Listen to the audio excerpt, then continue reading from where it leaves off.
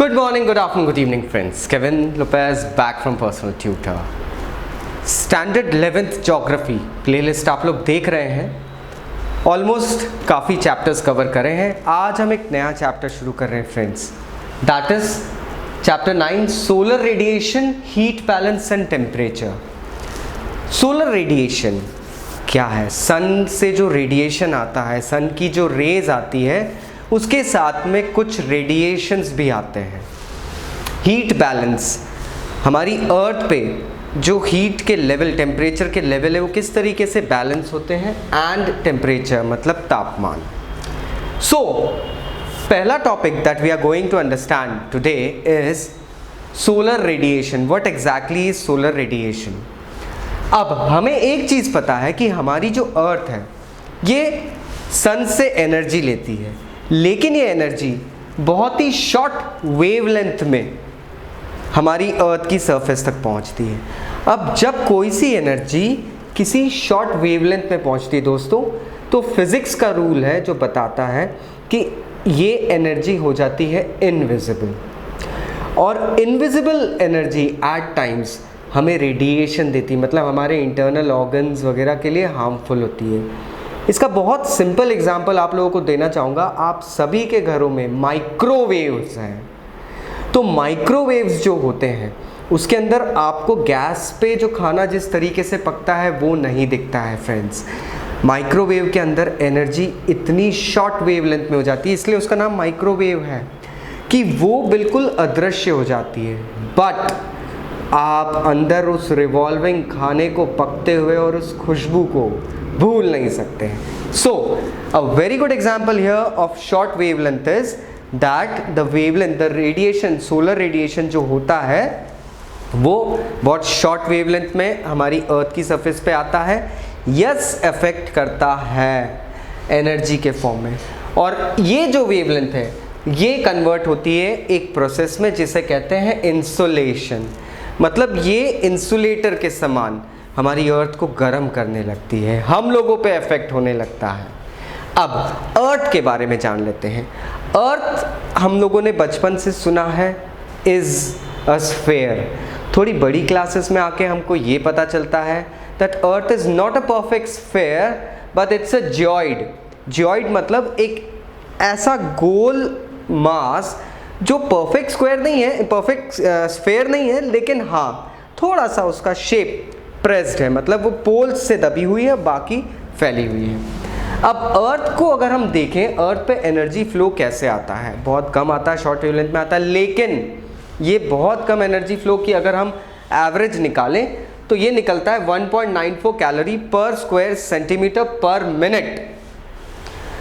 आप लोगों के पास स्मार्ट बैंड्स हैं, आप लोग जानते हैं आप लोग कितनी कैलोरीज बर्न करते हैं.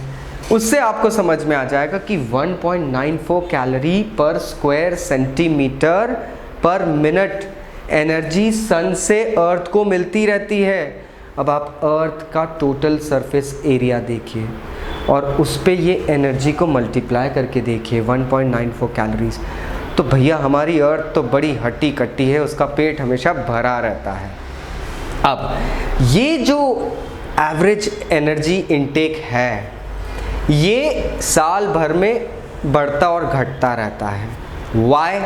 Because earth is not revolving around the sun in a perfect circle. It actually goes ahead, like for example this is the sun. So earth का जो पाथ रहता है इट इज स्लाइटली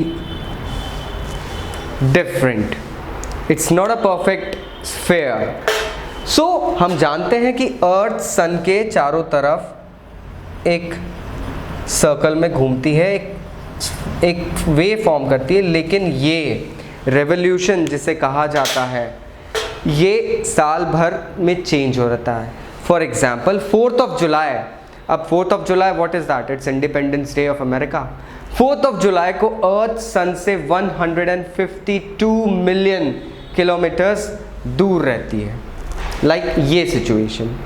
लेकिन 3rd of January आते आते अर्थ सन से 147 million kilometres दूर हो जाती है.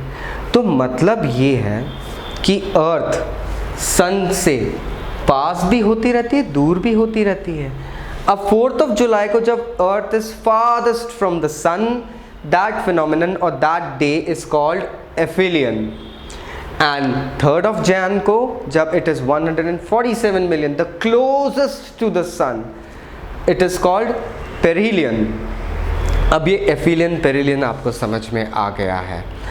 अब सिर्फ ये एक मूवमेंट फैक्टर नहीं है जो कि अर्थ का टेम्परेचर डिसाइड करता है या रेडिएशन लेवल डिसाइड करता है। इसके अलावा there are certain factors such as land masses. किस टाइप के लैंड मासेस हैं? कहीं पे बहुत ज़्यादा ठंड है, कहीं पे हीट है, सहारा डेजर्ट है, बहुत ज़्यादा हीट एंटिसिपेट करते हैं। सी, ओशनिक करंट्स जो होते हैं वो भी काफ़ी हद तक अर्थ पे टेम्परेचर का आदान प्रदान मेंटेन करके रखते हैं। And atmospheric circulation, yes we have wind currents. These wind currents are also a major player in deciding the temperature of the earth. आप समुद्र के किनारे जाते हैं, आपको सडनली ठंडी हवा मिलने लगती है। आप हिल स्टेशन पर जाते हैं, आपको ठंडक महसूस होती है।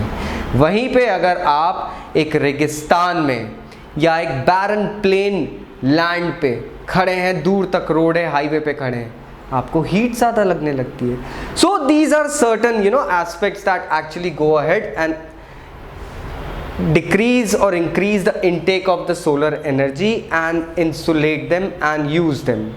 I hope now you got the topic solar radiation. Still अगर कोई डाउट्स है नीचे कमेंट बॉक्स से कमेंट करना मत भूलिएगा। फ्रेंड्स, एक और इम्पॉर्टेंट चीज़, अब आप पर्सनल ट्यूटर के चैनल पे मेंबरशिप ले सकते हैं। You can actually go ahead and join us.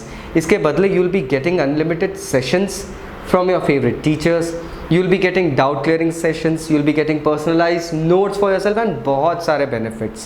So please, if you're interested, just go ahead and click at the join button below. Thank you very much. Take care.